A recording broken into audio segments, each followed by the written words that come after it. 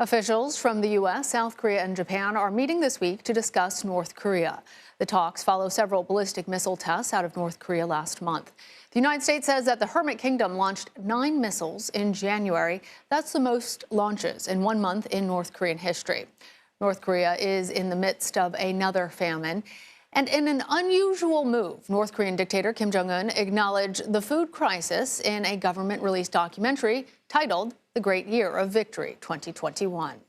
To discuss more, I want to bring in Soo Kim. She's a former CIA analyst and is currently a policy analyst at the RAND Corporation. Welcome, Sue.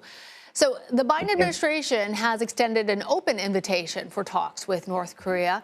Can the U.S. actually point to concrete success from previous talks? I don't think so. I mean, I was thinking back to just the recent example of 2018 when we were in the midst of symmetry between Donald Trump and Kim Jong-un. And we only gave Kim Jong-un enough time. I think he was just buying time with diplomacy, with anticipation that perhaps just this time that Kim Jong-un is actually going to be serious about, denuclearization. But if anything, you look at testing versus the capability and the intent. North Korea decided to impose a moratorium on nuclear and ICBM testing in 2017. But since then, it's been working ever so diligently towards developing a wider range of capabilities and also finally demonstrating the fruits of its labor, I would say, this past month in January, just as you mentioned, 7 different missile tests of different technologies and also being tested in different locations as well.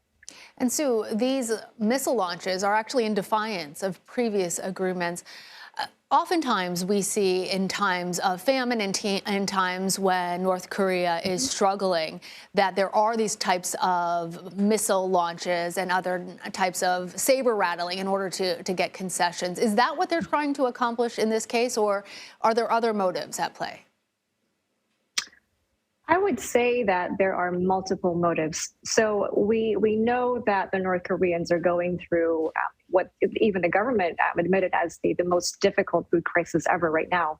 But on the flip side, this also gives Kim Jong-un attention from the international community. It increases his leverage. It asserts North Korea's relevance back into the regional dynamics. So there's a lot of different factors at play. And I think even if we were to give North Korea the aid, we have to also be mindful that if it's not monitored, the regime can take the aid and use it for its own purposes, which is probably not going to go down to it's not going to trickle down to the bottom rungs of North Korean society.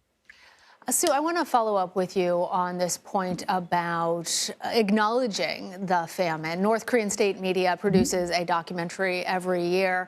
Tell our audience a bit more about what they're for and why the admission of a food crisis is really significant. So the most recent documentary that we saw was of Kim Jong-un having lost significant weight. And I think that is showing the North Korean population that's been under over 2 years of quarantine that it's not just the common population that's suffering. It's also the leader who's going through so much psychological and emotional turmoil that his people are suffering, that he's also shedding his own weight.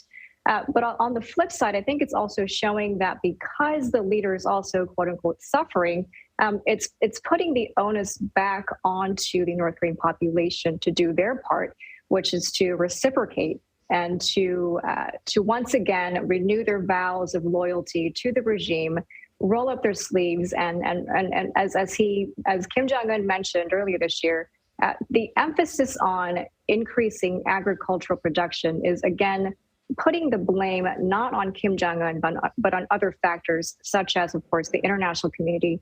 And then the North Korean population will have to carry the burden of trying to make do with the inadequate resources that they've been provided to survive.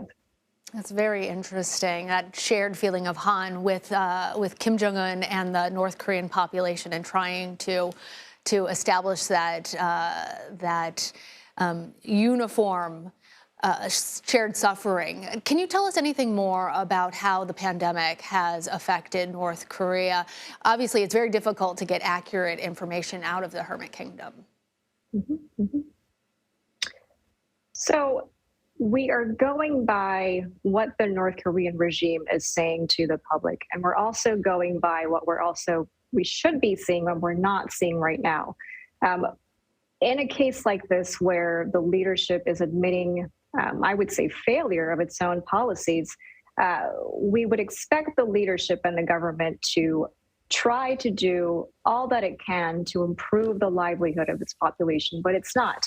If anything, there's an upcoming anniversary on February 16th, which is the 80th birthday anniversary celebration of Kim Jong-il. You would think that Kim Jong-un, if he were truly concerned about the population and the food crisis, there would be no festivities. But we know and we've heard that there's going to be a celebration of some sort. And we might also see, I would say, perhaps even more weapons demonstrations during these anniversaries. It's a great way to get the attention, to remind the United States that the negotiations are still kind of upended. What is the United States going to do about it? So while this is all going on, the North Korean population continues to suffer, and Kim Jong-un is basically just reaping the negotiating benefits from the difficulties that the population is facing. All right, Soo Kim, thank you very much. Thank you.